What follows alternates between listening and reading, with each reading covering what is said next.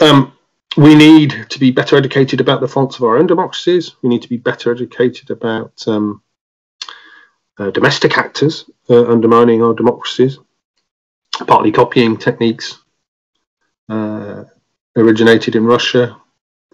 Russia was co-opting and copying techniques from other parts of the world. You know, this is one of the side effects of globalization. But yes, we need to have a vocabulary and a policy toolkit very specifically about hybrid war rather than individual elements of it. Take the example of Belarus now. Yeah. Right? The West is slightly bizarrely warning Russia not to intervene, whereas the whole point is that it already has.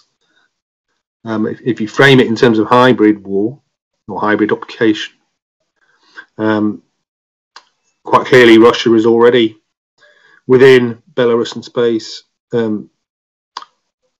Russians are taking over state media.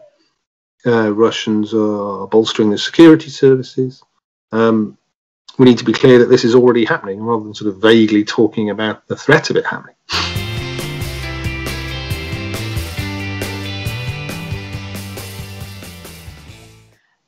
Let's start with Russia. What do you think are its aims and intentions towards the West? Well, disruption, revanche. It's been a long time since 1991.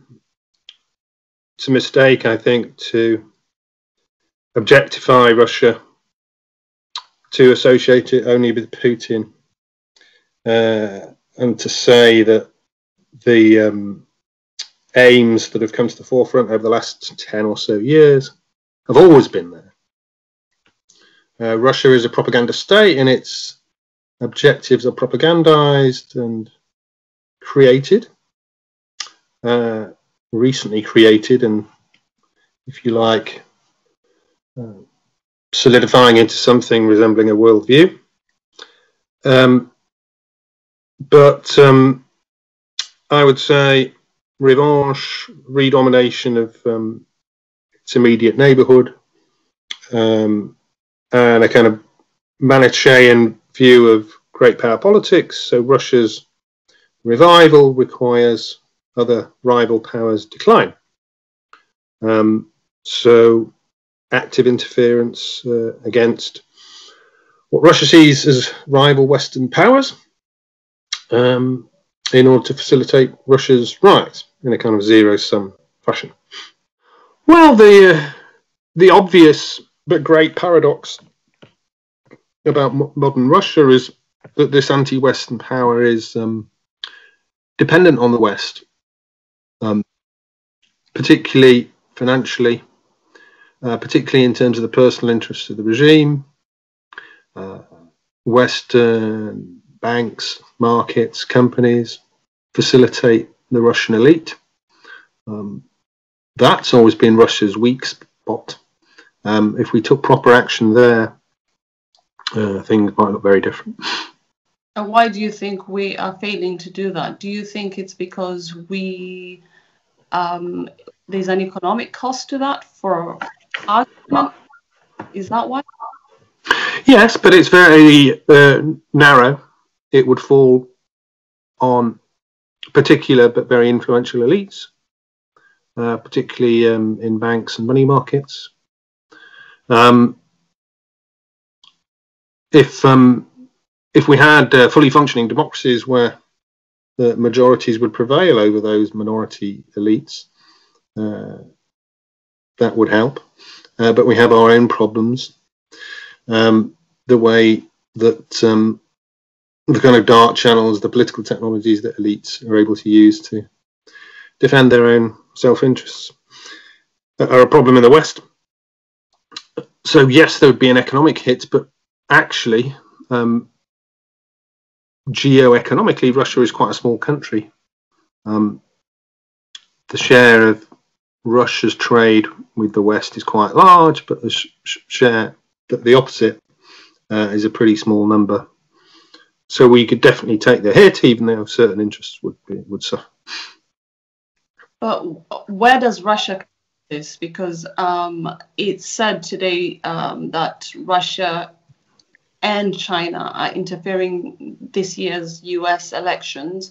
We know that it interfered in British politics, in the Brexit campaign, for example. Do you think Russia is aligned with China? And how does that impact our ability to curtail these two great powers now, if combined anyway? Well, the kind of interference techniques that Russia used are global. 20 or 30 powers now engage in sort of similar transnational campaigns. There is a globalization. In fact, in America, the big story about the 2020 elections is clearly domestic actors plotting to disrupt and defile the election. Russia less so this time. Russia engages in these kind of international operations, so does China. Is your question, are they coordinated? Clearly not. Although each looks at what the other's doing, for example, on coronavirus denial or spreading junk news about coronavirus, each reacts to the other's propaganda, I guess. But states do these things because they work for them in kind of narrow raison d'etat reasons. So China has information operation abroad, so does Russia, but one's Chinese and one's a Russian operation. But do you think there's something that can be done in terms of educating the citizenry in Western countries about the type of hybrid warfare that these are using to misinform the electorate? Yes, we need to be better educated about the faults of our own democracies. We need to be better educated about domestic actors undermining our democracies, partly copying techniques originated in Russia. Russia was co-opting and copying techniques from other parts of the world. You know, this is one of the side effects of globalization. But yes, we need to have a vocabulary and a policy toolkit very specifically about hybrid war rather than individual elements of it. Take the example of Belarus now. Yeah. Right? The West is slightly bizarrely warning Russia not to intervene, whereas the whole point is that it already has. If you frame it in terms of hybrid war or hybrid occupation, quite clearly Russia is already within Belarusian space. Russians are taking over state media. Russians are bolstering the security services. We need to be clear that this is already happening rather than sort of vaguely talking about the threat of it happening. How, for the British public, how could you be specific about how Russia uses hybrid warfare to influence elections? Well, there is a tendency to blame Russia for everything, particularly for results that are a surprise or are widely disliked by many. There are broader reasons why we are getting so many surprise election results, if you like. The way social media in particular operates, the way that dark influence operates through social media. By definition, we don't see it happening, so we're often surprised on election day. But we have to be empirical, and we have to look as political scientists at exactly what happened. In America, the Russian special operations, I think, had more effect at the margin The vote was closer. It depended on a handful of swing states where junk news was particularly prevalent and where Russian operations clearly played a part in the spread of that junk news. Whereas in, say, the Brexit referendum, there was a kind of imbalance in terms of the Remain and Leave campaign and the way they use social media. But there isn't as much evidence that Russian social media operations were decisive, but we need to look at that because there's plenty of evidence that Russian social media operations have grown more active since Brexit because Britain has been very divided over Brexit and Russia's modus operandi has always been to pour oil on a given fire. So in that type of framing, it's perfectly logical for Russia to have intervened more since Brexit rather than during the campaign. Russia's role in that campaign, if we're talking about hybrid operations, financial influence, allegations of dark funding for the Leave campaign have been massively under-investigated. There's been no British equivalent to the Mueller inquiry. There was the parliamentary fake news inquiry, but that really concentrated on that rather than money channels. And that's in the nature of hybrid war. Sometimes one element is more important than the other. So money would be the main question mark over Brexit rather than Russia's social media operations, in my own opinion. If you look at the situation in America right now, do you think this is one of the confusing things probably for the American public? Is firstly the Mueller report was discredited. Was that part of the information campaign? Well, yeah. Who says it was discredited? It came out and it was rubbished by a special media operation that was clearly partisan and was in itself post-truth junk news operation. The Mueller report is pretty professional. Its main problem, to my mind, is that it didn't go far enough. It didn't follow all of the money trails. It took a very legalistic approach to key questions of guilt and collusion,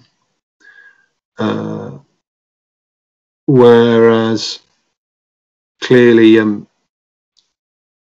a kind of lower level of proof that was well established. There's been a campaign to rubbish the report itself, and there's been a campaign to divert attention from the report. The whole Trump and Ukraine saga is basically a classic diversion method. East European country A, Russia, interferes in America. So you distract attention by concocting a parallel story about East European country B, Ukraine, interfering in America. Even though the latter is palpably false. It was designed for distraction and ended up in Trump's impeachment. Then you have further media operations about how he got through that and how the story was manipulated in a different way. So you can discredit the idea that Mueller was discredited. Well, one of the ways I think they were able to do this is looking at the Ukraine scandal. They played it as to make the public cynical that corruption is rife and all politicians on all sides are equally corrupt, because the Ukraine scandal played as a corruption attempt by Biden and his son because they focused on the fact that Hunter Biden had no qualifications to actually warrant the job and the position that he got on Burisma. And then they focused on the fact that that side of the political divide is more or as corrupt as any other. Do you think there's some truth to that? Do you think there's truth to the fact that people feel like the media in America is aligned with the Democratic side and is not as robust in investigating claims of corruption when it comes to the way that was handled? You're quite right that that's how it works. Trying to spread this idea that everybody is equally bad, everybody is equally corrupt. And Ukraine is a very corrupt country. But if you look at the specifics of the allegations against Biden's father and son, yes, there's something there. Clearly, he was on the board of a company, Burisma, which was interested in his surname.